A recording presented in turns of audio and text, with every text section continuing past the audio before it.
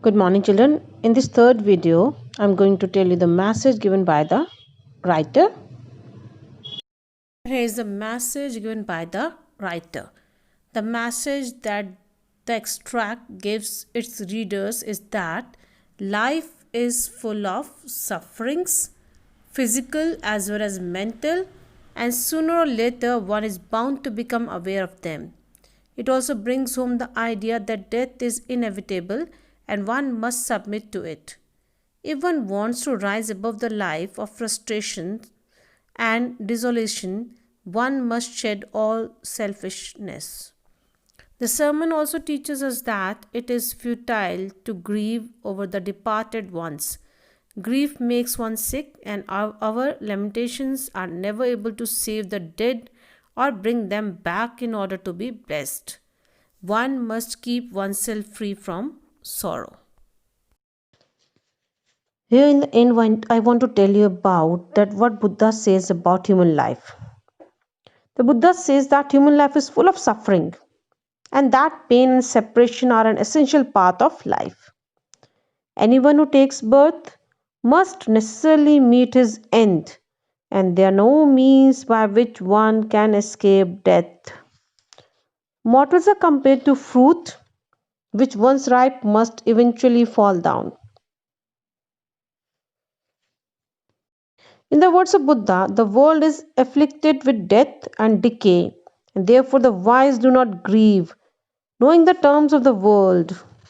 Weeping and grieving rob one's peace of mind, and lamentation cannot bring back the dead one. In fact, suffering makes the body sick and pale.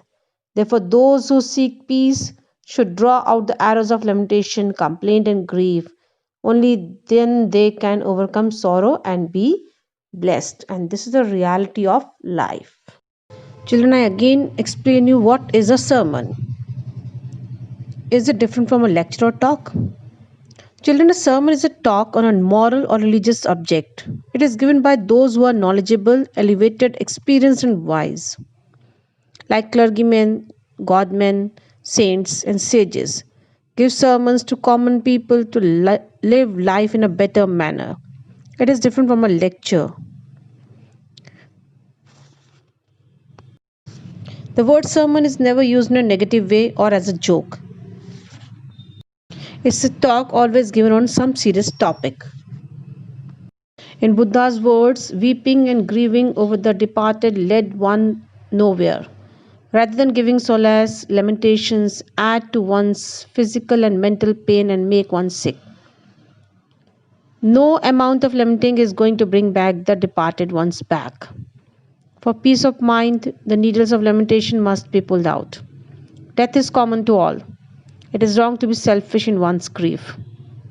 It is only by surrendering all selfishness that one finds the path that leads to immortality. In order to get composure, one must overcome grief and become free from sorrow and achieve his blessings. Indirectly, the Buddha wants man to live like a stoic who always remains indifferent to pain or pleasure. Children, I think now this chapter is clear to you. If there is any doubt, you can contact me. Till then, thank you. Have a nice day.